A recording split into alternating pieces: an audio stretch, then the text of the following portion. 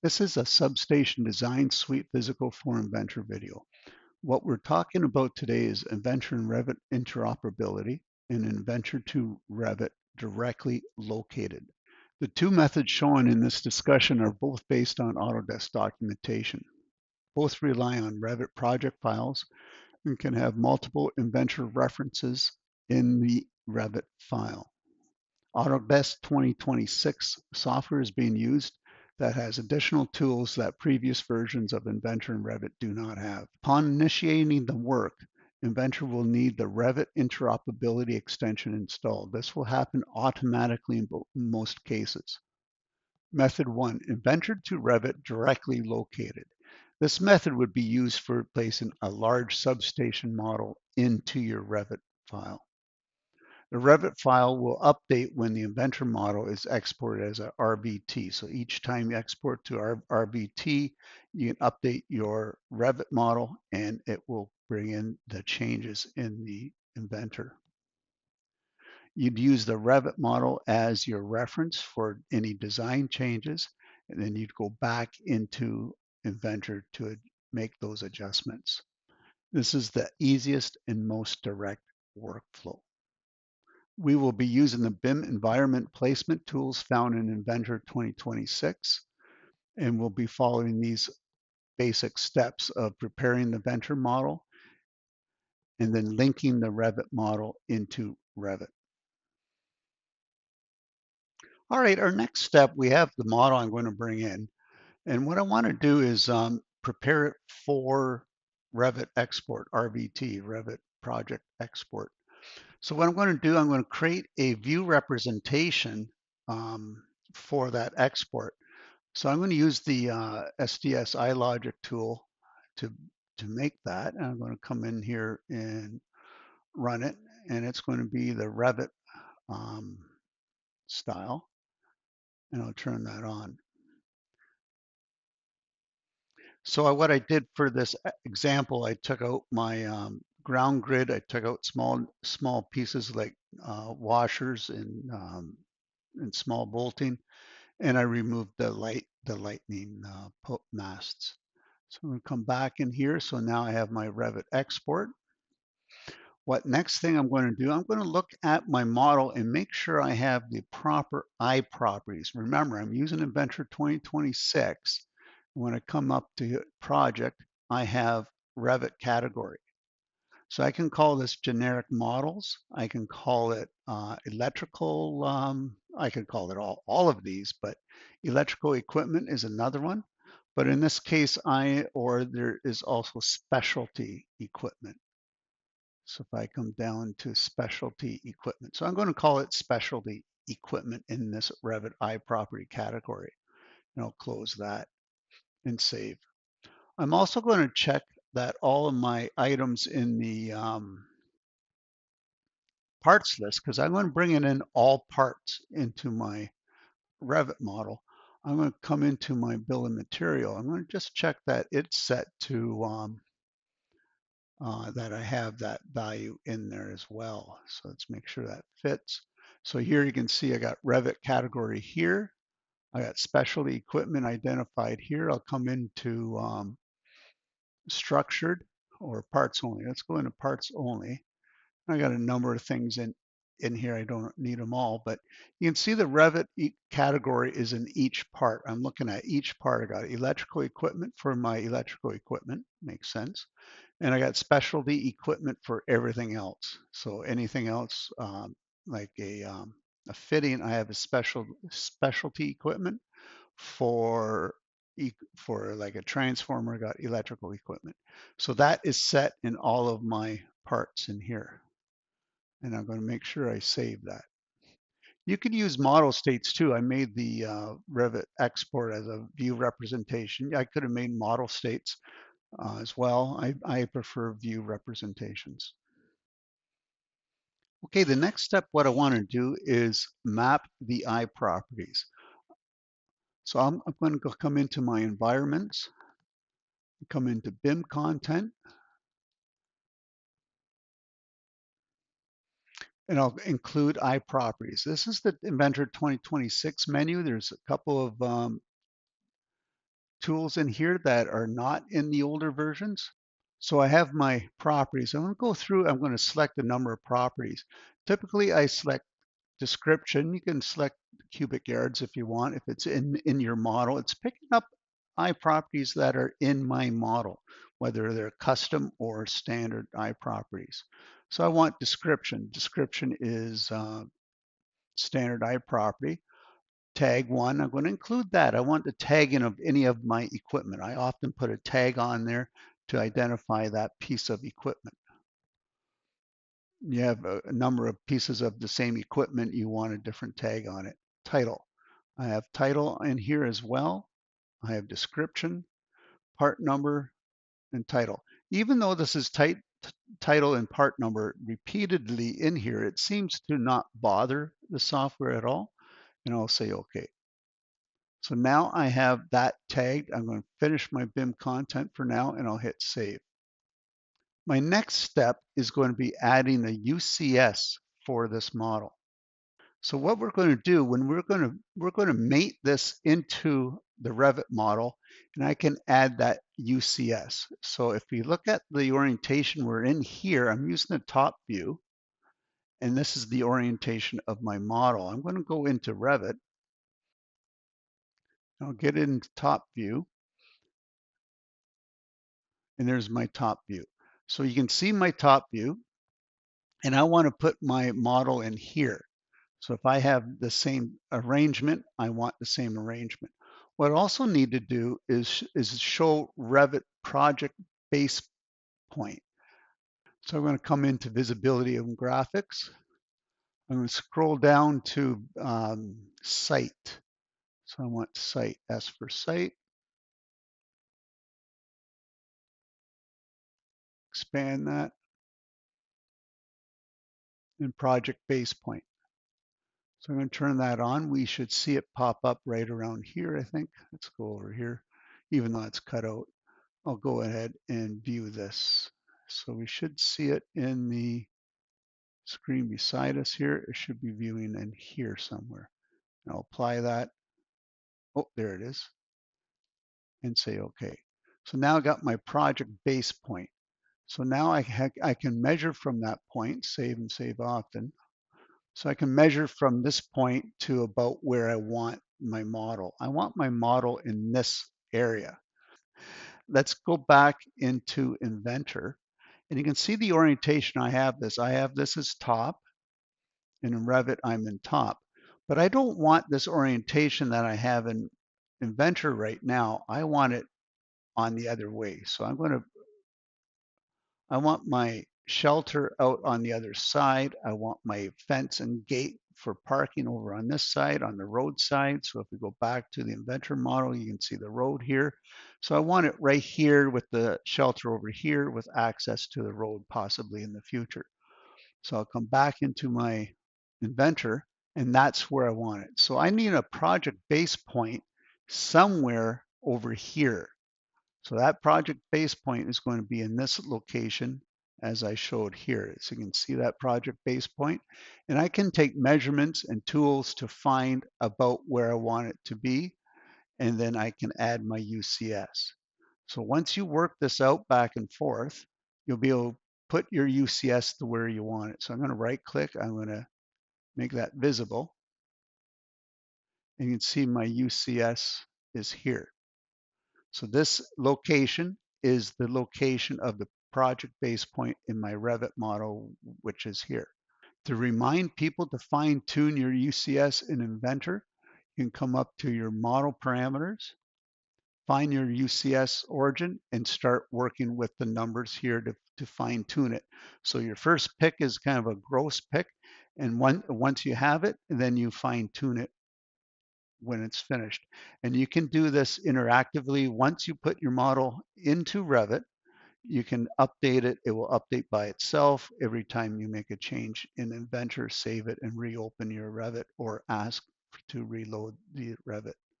So here I've identified where it is. I got X, Y, and Z locations. I'll say done and save. Although on my UCS, I called it Revit Origin, you can name it anything you wish. Okay, I have my UCS located where I want it to be right now. May have to fine tune it later once I put it into Revit, but right now I have a location and I can always fine tune it later. I'm going to go ahead, I'm going to come into my environments again, and I'll come into my BIM content, and I'll simplify and export it. I've already got my placement, I have my iProperties, now I'm doing my simplify and export. I'm going to pick my view representation, I'm going to make sure my associativity is on. I'll come down here because I have gone through my model. I ran my view representation tool. I turned off things I don't want. I've already have an efficient model. I really don't need to remove a lot of these features. What I want to do is pick a template. I don't have a template in this case, but if you pick a template, you want to make sure you pick this is a Revit template. You want to make sure you pick a Revit template that has the right height for your model. If your model has a large H frames, or if your model has very tall spires for lightning, you need to have that height available in your Revit template. I'm going to pick Revit 2026.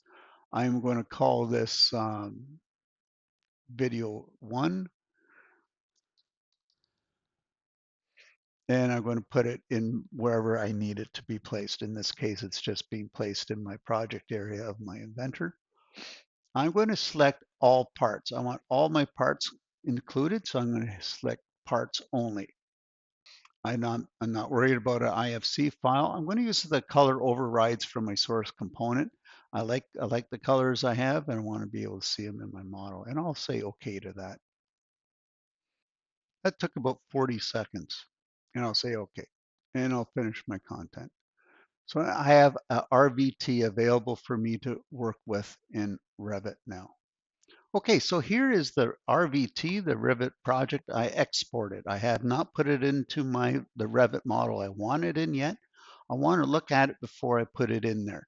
The key thing I want to do here is add a schedule to it. So I'll come up to schedules. I'm going to add a schedule. If you recall, I made it specialty equipment, so that's the first thing I'm going to pick in here. So I'm going to focus on specialty equipment because that's what I created it as, and I'll apply that. So now I can come through here and link what I want. I'm going to make sure before I do anything, include elements and links. So I want to make sure I include that. And then now I'm going to go through description. So you can see there's two descriptions built in. That's the Revit description. This is the imported one. So I'm going to come here and grab that one. I also used part number, and I want tag 1, and I want title. With that, I'll say OK. And there is my equipment schedule. So let's go through there and then save. So I can close this now. Now I want to put it into my Revit model that I want. So let's get all of that closed. And here's the Revit model I want the item in. So what I'm going to do next, I'm going to import it into Revit. So go back into import or insert under here, and I got Revit link. If you look over here, I don't have any links in here yet, so that's what we're going to add. So I'm going to Revit link. I'm going to browse to my video. That's the one I've made. I'll say open,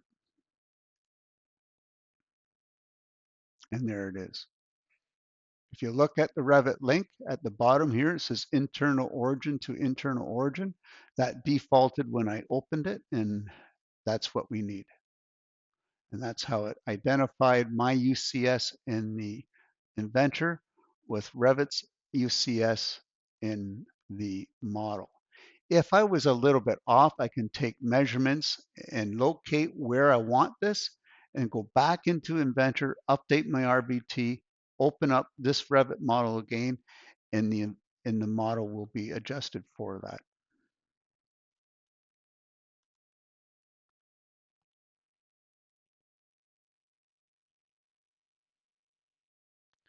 Method 2. Inventor and Revit interoperability. So this is used for complete working between the two, Revit and Inventor.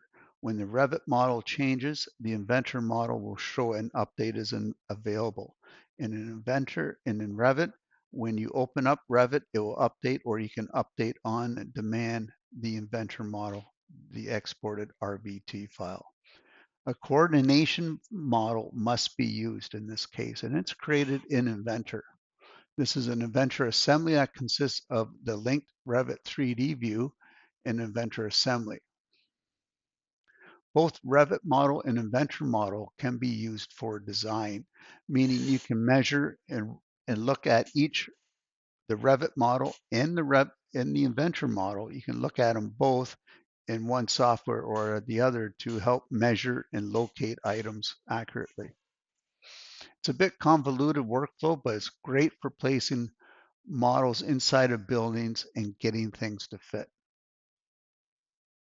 The model we want to work with that will be imported into the coordination assembly, we need to prepare. One of the things we want to do is create a 3D view so that we can have a smaller model to bring into the Inventor assembly. So I'm going to create a new view.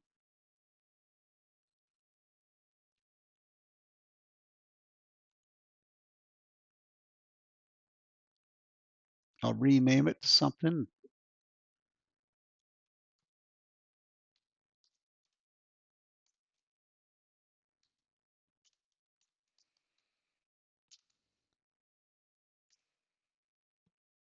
And now what I want to do is get this down to where I want to work with it. What I want to do is put my objects inside of these windows here, inside these rooms here. So I want to get it down to that small. So I'm going to come in here. I'm going to make sure my view has the section box turned on. And I'm going to come down here and turn on reveal hidden elements. Now I can come up here, I can shrink this or crop it, section it, however you want to phrase it. And I just want this front wall turned off. So let's get that front wall turned off so we don't see it. It's sectioned.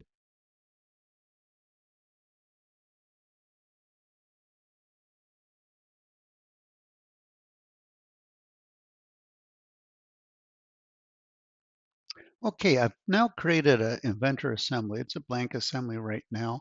And what I'm going to do is add the Revit model we just created. I'm going to come up to Place. I'm going to place from CAD files, import a CAD file.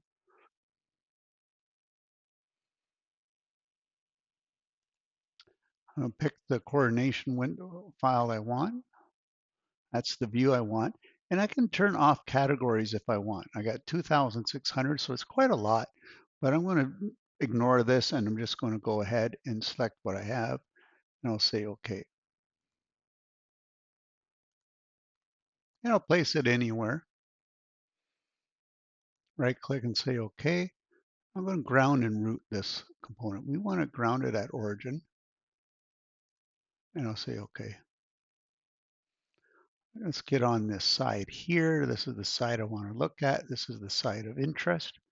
So I'm going to take this and I'm going to create this as a default view for now. Set current view as home, fit the view, and there we have it. I'm going to add my 3D Inventor model. I've already prepared it and been working on it somewhat. So let's take a look at what I'm going to put in. I'm going to open this up. We'll take a look at this model. First of all, we're going to look at the properties. We're going to check that we have the Revit categories. We got a Revit category, electrical equipment. That's what this is going to be. You can see it's all electrical equipment, cables and switches. If we're going to go into the bills of material, I'm going to look at the Revit category in here as well. I got specialty equipment identified in here, and I have um, electrical equipment for the electrical equipment. So I'm calling fittings, specialty equipment, and switches, electrical equipment. It doesn't need to be named those. You can name it whichever you want, but it seems to be more related to Revit this way. I also have some view representation. So I created the Revit view representation by using the SDS-I logic to create a view representation. So it makes the Revit export view representation. It takes out some components I don't want, specific little nuts, bolts, and washers and things like that. Then from that, I can create a Revit equipment view rep and just the cable view rep. So those are the view reps that I'm going to be exporting. I'm going to be exporting two view reps. You can use the model states as well if that's what you prefer. So now what we're going to do is place the model into this Revit model. I'll just use the normal place command. I'll grab our model. I'll make sure my design view is Revit export and it's associative, and I'll come in here and place it here. So now what I want to do is bring this into my model. Of course, the yellow dots are the work points, and I can turn those off for now. I now have my Inventor assembly placed where I want it to be. I placed it using normal Inventor methods. I have the X, Y, and Z planes all lined up and constrained properly, and they are located where I want them to be. I have my view representations as we spoke about earlier, and I have two view representations I've created up on the upper browser. When I export this to RVT now, I do not want the Revit model. I only want the view representations of the items I'm exporting. So I'm going to access this view representation I created earlier. I'll activate that. You can see what's going on. I got Revit equipment view rep turned on here, and it's turned on here. And I have the coordination file turned off. So this one is ready for export. We'll look at the next one. I'm going to export two RVT files. And the other RVT file is going to be Revit cable.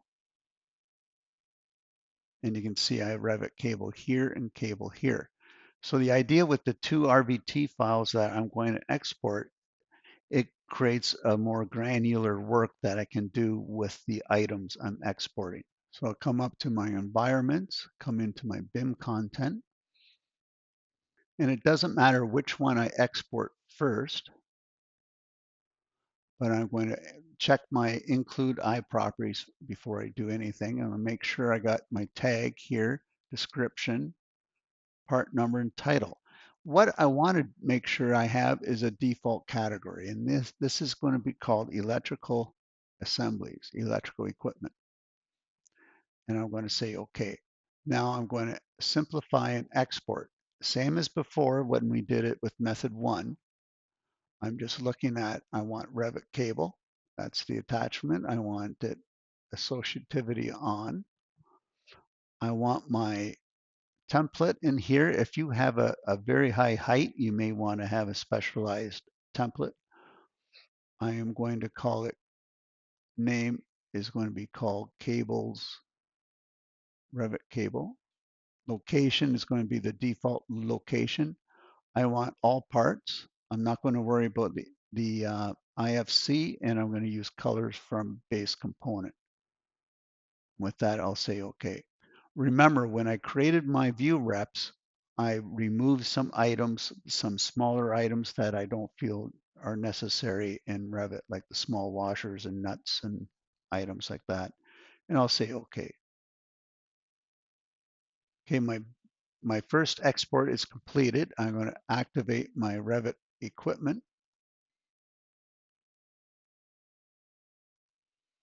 I'll come up to my environments. I want BIM content.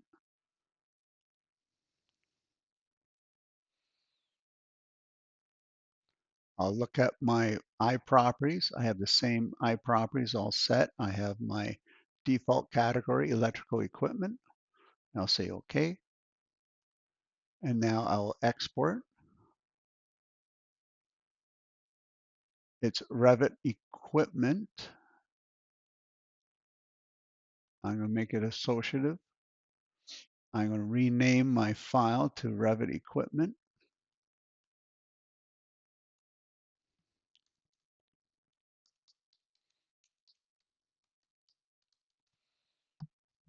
Parts only as before, and say OK. Each of these are taking about 10 seconds to export. Okay, I made my two RVT files. I'm going to bring this back to the default view. I'll make it active. And now I have my original view. I can save this so that it's saved in that view. What we have now is if we look at the RVT files, we can see that we can update or edit these. So we come in, right click, and you can see you got update, edit properties, edit, simplify, delete. But really update RVT is going to be the most often used. If I make changes to my model, it will update. You can update the RVT, reopen, or update the link in Revit, and we'll see what's going on. Before we do that, I'll just show you what work could be done in here. We're looking at our situation here. And do we have room? Do we want to change anything? I'll come into iLogic. We'll run the mechanical clearance tool and just see what room I have for my switches. And you can see my switches here. They may interfere with the top. They might be too close. So that's something we'd want to check later on. I'm going to run my rule again, and I'll bring it back to where they were. So if I wanted to update my RVT with that switch open, I could run one like that or make a separate one. I'm not sure what would be best. So I'm going to save this assembly and I'll close it.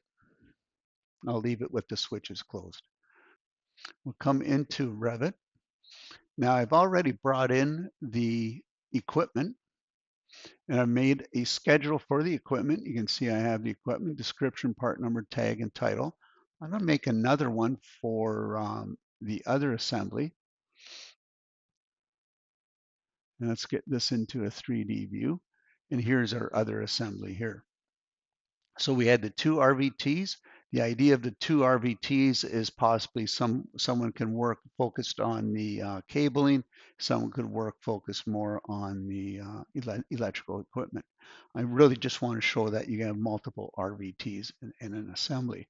I'm going to go ahead and make a schedule. I'll come up to my schedule. This one here is called specialty equipment. So I'm going to scroll down to specialty equipment and say OK. I'll bring over my description. Just let's see my parameters description. I want to bring that one over. I want to bring in over part number, title, and there's no tag on these, so it doesn't show up the tag 1 that I had before. I want to make sure I include these elements and links. I'm unsure if I can select this after I select the items and say OK. I think you want to be able to test that. And I'm going to say OK to my title. So here's the parts list for all of those items. I have the the cable supports as well as the cable, or the cables are down here. All right. If I had a length as a parameter, I could have put that in too, but I don't have a length, and that could be added. That's a smart thing to do. Now hit save on this. So I have my two Revit files. I prepared them with a schedule, and that schedule is linked. So I'm going to close everything I have here, and I'm going to open up my original file. So here's my 3D coordination file. You can see I don't have my links attached. So I'm going to go ahead and attach my links. Okay, I have my Revit model, and what I want to do is add my two newly created RVT files into my coordination model. And I want to make sure I use project base point to project base point. If I'm completed with what I'm doing and I'm happy with everything I have, as a final thing, you would want to pin the location in your Revit model. So let's go ahead and do that. So I have my coordination file open. I'll come up into insert, and we're going to insert links. So I'm going to insert a link. I'm going to grab my Revit equipment first. It doesn't really matter which one I want to pick first.